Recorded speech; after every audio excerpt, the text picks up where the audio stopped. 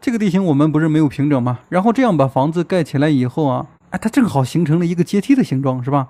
再去远方去看一下这边的工业，哎，工业现在水源不足了啊，我们把这个水管呢再牵过来。然后电的话，再检查一下，我们这个小村庄现在发电量是8兆瓦，耗电量也是8兆瓦。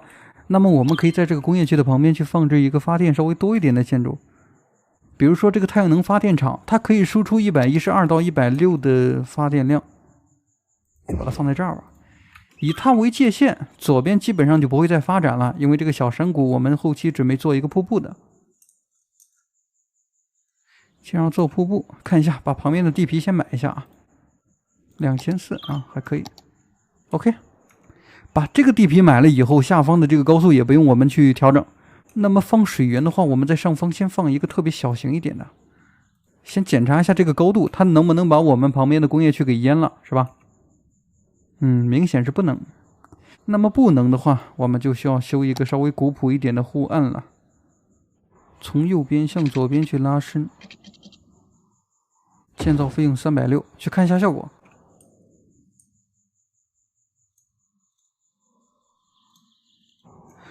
我怎么感觉这个护岸如果说不修的话，会不会效果更好一点？你比如说，我们在这个山谷这里啊，去放一些小石头，放置之前把这些树给卖了，去稍微试一点点。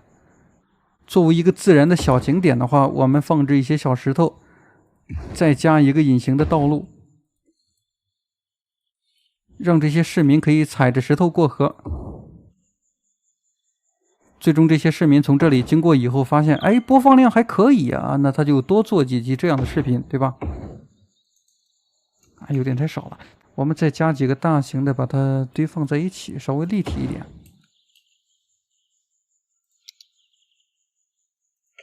这样怎么样？哎，这样好多了。然后前方的这个护岸我们就可以不要了。这个时候呢，我们村庄有了新的问题，该建筑物已被淹没。这2个房子被淹了啊，那么我们帮一下它，把这个水呢直接把这个建筑直接给卖掉。然后呢，这个水再淹向旁边的房子，哎，这样就好了吗 ？OK， 问题解决了以后啊，为他们盖商业区，我们就把它盖在居民区的附近。这里来一圈吧，稍微省事一点，高密度商业区。只需要随便一放置，再把游戏一加速，你看这个商店就盖起来了。高密度销售中心啊，不，多媒体销售中心，我错了。日常降价销售，就是这几个房子，它不太像我们山区的一个房子，其他的没有毛病。至于中间的位置呢，本来想为他们修建一个停车位什么的，修不了了。那么修不了的话，我们是完全可以把它圈起来的。啊，去看一下护岸。我们再找到刚才的这个护岸啊，沿着前方的这个道路，然后去拉一条直线，最后再把它对齐一下高度就行了。两边还有这个位置，咱们连接了电源以后，它就可以正常运营了。水是没有问题的，水是生命之源，源定3升生。哎，这个坡道是不是有点太夸张了？这个坡道，咱们找一个车辆的第一视角来看一下啊。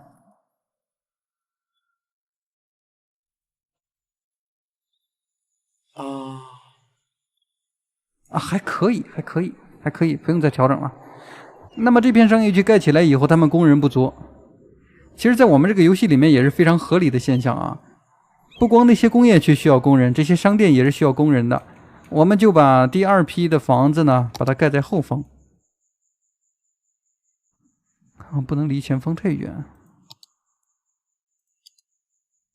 这个路口起在这儿吧，盖在这个山坡的旁边，然后再根据这个小河去拉一条直线。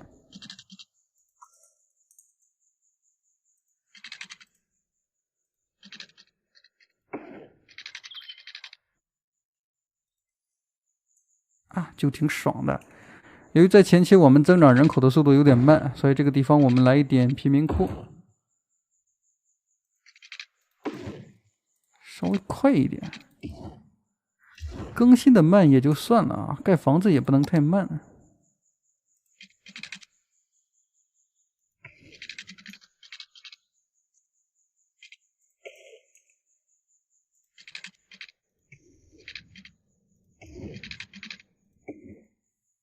高密度住宅区。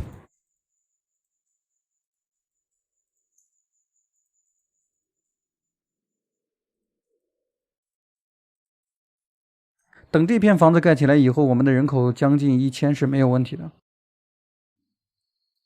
家家户户自带的有一部分停车位啊，这个地方看起来也是挺立体的。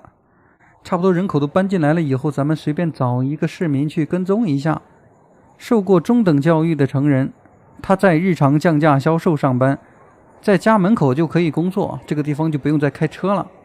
然后我们再去前方的这个高速，由于我们在开局的时候这个高速上没有一个车辆嘛，所以咱们就适当的去检查一下这个客流量，这个道路怎么这么不平整啊？我去，这个道路看起来好刺激啊，风景也很漂亮，唯独就是有一点，现在我们这个高速上的车辆都是一些货车。切到地图的全景，他们把这个工业区生产的一些商品呢进行出口，然后呢就围绕着我们这个山体，大概走上几天的时间，来到大海上，就接近于我们城市的外部了。